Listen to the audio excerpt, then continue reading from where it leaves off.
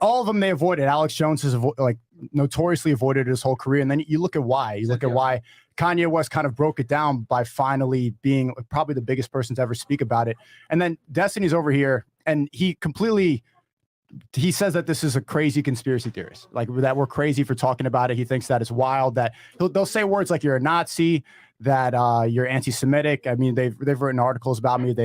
It's part of the reason that I got banned for platforming Nick back on the YouTube days. But then you look at the stuff that Destiny promotes, for example, and you look at his ideology, right? Socialist. You look at who was the biggest Democratic socialist. What? I'm a socialist? I mean, you're leftist, and so you kind of like. I don't think you know what socialism means. Can you stick to like what's in your dictionary? He's a market tard. He's literally a capitalist. Okay, hold on. Let's Nico finish his thing, and then we'll turn it. Okay, leftist ideology.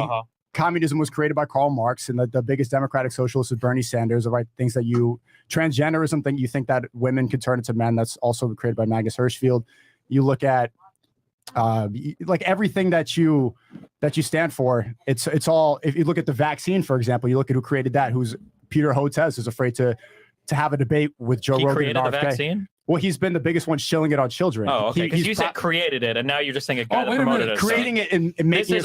I pointed out as a thing for this conversation. These words are always mixed up because nobody has anything of value to say about this topic. I didn't say created. I said the one that pushing it on the kids. And you look. You said created, then look at people like Peter. Sure, I correct myself. After the Washington Post and all those news agencies and think tanks, they all released an amnesty and apologized about the vaccine. Are you going to apologize for promoting it?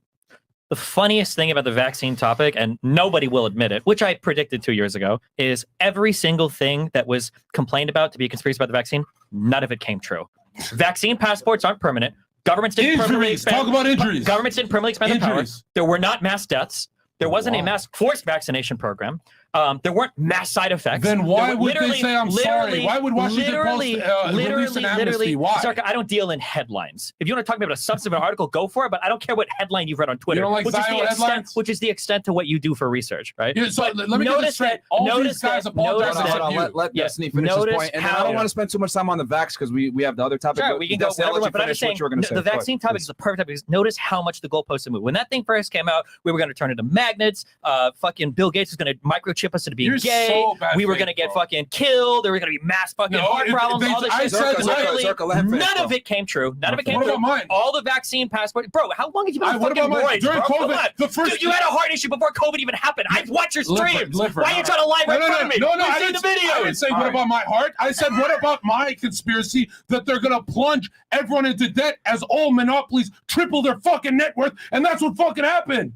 Every mom and pop shop closed. McDonald's tripled their net worth, and you're pretending you didn't see any. Do you need a conspiracy to explain why big business gets bigger and mom and pop shops die? So do you not understand anything about the fucking economy? So, what do you think of big business? Exactly, that's my point. Isn't it shady to you? What? No, what's shady about a larger business staying in business and a smaller business going into business? What's the shady part? Hold on. You want to know what's shady about that? That's just unbelievable. Go ahead, Nick.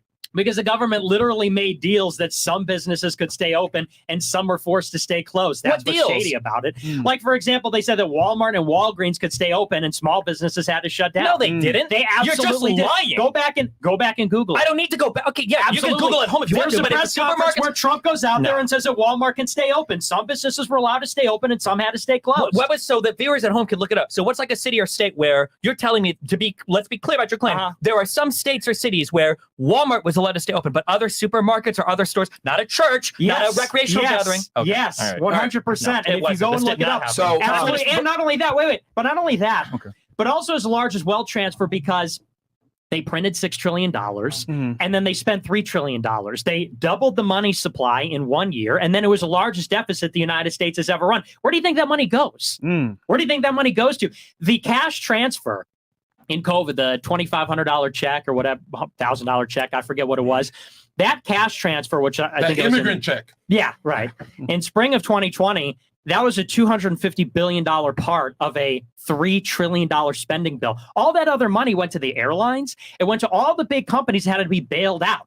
And when you talk about quantitative easing, do you know anything about finance? No company got bailed out. There was the Are you kidding There me? was the PPP. There was a paycheck protection program, which is where you paid a company that was to compensate them for W-2 wages that were holding employees on. The airlines didn't get bailed out?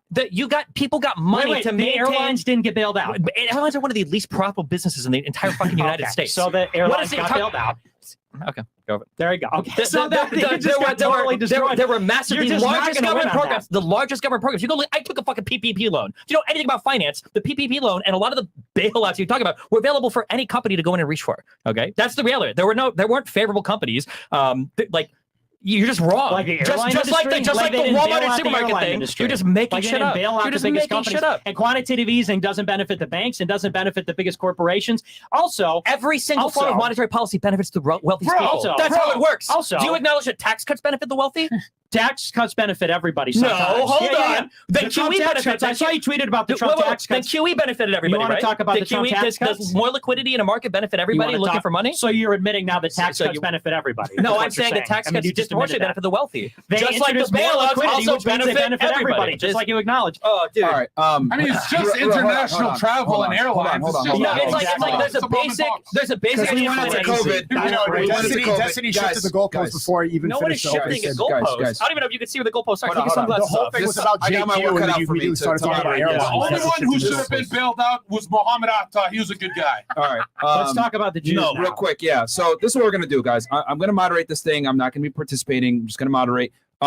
This is mainly between Nick and Destiny. We're going to talk about the JQ, the thing that everyone else is scared of. I think Sneeko did a great preamble there talking about everyone is scared to talk about this, but we will talk about it. So I'm going to turn it to Destiny first. What's your stance on the situation, Destiny? And then we can just have Nick go off of that. Sure. My issue is certain groups of people will act in certain ways, and people will take those behaviors and they'll try to use that in some really weird way to explain every single thing that's going on in the world. Sometimes people, so for instance, they'll say, like, oh, well, these people are disproportionately represented in some area, which for Jewish people, which for all people are true, right? You call a guy for help on your PC, probably going to talk to an Indian more likely than, a Chinese person. Or if you go to a person in the Midwest and ask somebody to roof your house, you're probably going to get a Hispanic person rather than a white person, right? There are definitely people that that tend to move towards certain areas, which happens for a variety of reasons. IQ might be one of those reasons for a variety of reasons. But the problem is people will take these trends that they see, and then from there they extrapolate these crazy ideas that somehow every single world government, financial institution, educational institution, private firm are all working for some shadowy group of people, when in reality, every single behavior you see can be explained really simply. It's not shadowy. Let Destiny finish his point completely before anyone says anything. Every single behavior that you see can be explained by ordinary human behavior. You don't need any sort of shadowy people or behind-the-scenes plan to explain any of the stuff that's going on. Kanye, Mel Gibson, they're just crazy. All right, I want to respond. Nick. Yeah, please. Okay. So I'm glad that you said that. That's the thesis. It's certain people act a certain way sometimes. To suggest that there's any sort of tribal loyalty or anything like that is really, really weird, really crazy. I always love the weasel words. It's always like, because I'll give you my thesis in a second, but I just want to respond to that. It's always like these weasel words, like really weird, really crazy. I'll tell you what's not crazy. Jews have been a diaspora people for 2,000 years. In the last 150 years, they have made an effort to resettle Palestine, which they consider their holy land. They consider their historic homeland. They have, by hook and by crook, in violent ways and through corruption, internationally conspired, in the sense that it's people that have made an agreement to make that happen, to resettle Jews in Palestine. And they did it in some legitimate ways, some illegitimate ways, in Europe, in the Middle East, in America. And in many cases, it was violent. It involved subterfuge. It involved corruption. The idea that that pattern of behavior is happening, it's not really weird. It's not really crazy. You're right. People act in certain ways. People act according to their nationality, tribe, ideas they have. And so my thesis is that Jews in particular have a tribal as well as a religious reason to act the way they do. They're disproportionately represented in many sectors of America. And by the way, they're not jobs. Saying that banking is a job? Give me a break, right? Exactly. Well, banking is, but owning all of the banks. Owning a bank is the job. Owning all the banks is not a job. You may get an Asian programmer, an Asian IT guy, because Asians are good at math disproportionately. That's true. You might get a Mexican landscaper because it's cheap, low-skill labor that Mexicans are performing.